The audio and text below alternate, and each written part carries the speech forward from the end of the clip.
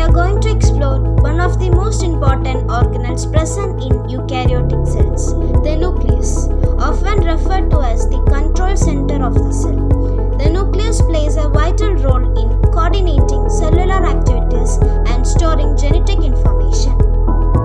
The nucleus contains the cell's DNA, which carries hereditary information from one generation to the next. This DNA is organized into structures called chromosomes with the help of proteins known as histones. Depending on the type of cell, there may be one nucleus or two nuclei or even many nuclei. Some specialized cells such as mammalian red blood cells and mature seed tube cells of plants do not contain a nucleus. In contrast, prokaryotic organisms like bacteria lack a true nucleus altogether. Now, let's take a closer look at the structure of that nucleus.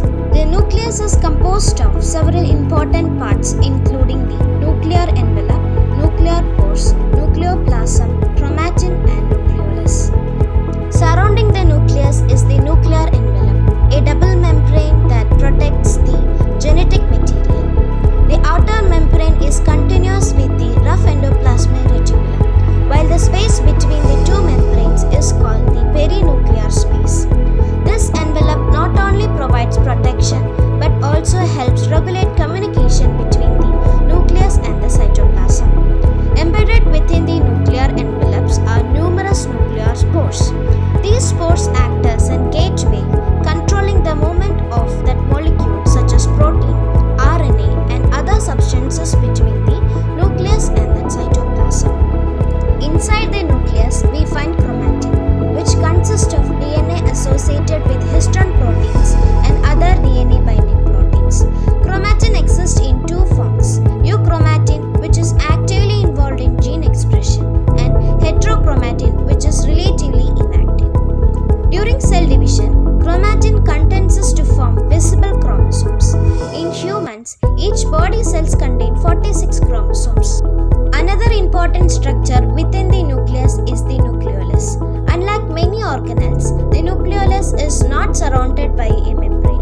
It serves as the site for ribosomal RNA synthesis and the assembly of ribosomes, which are essential for protein production.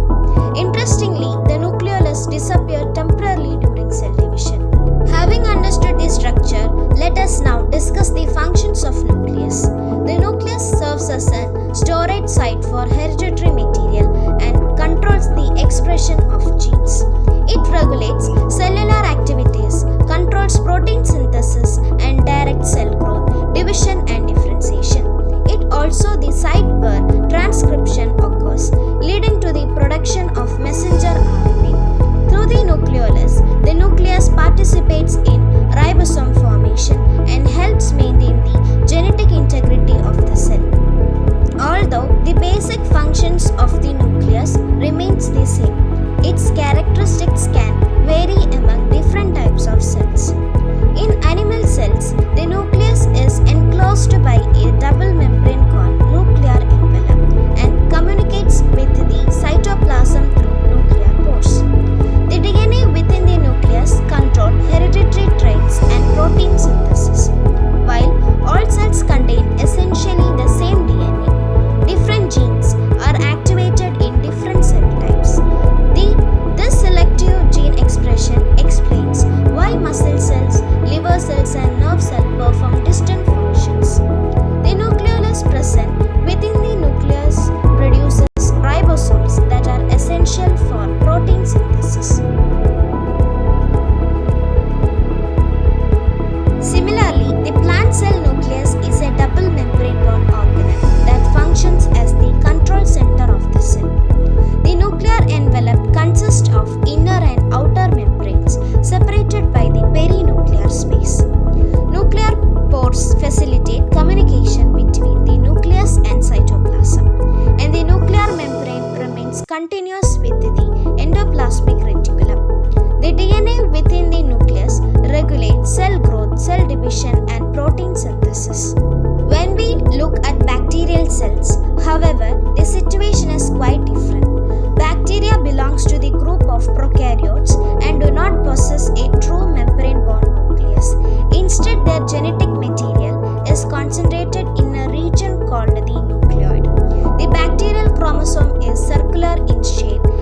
organize directly within the cytoplasm without being enclosed by a nuclear membrane. To summarize, the nucleus is the control center of the cell.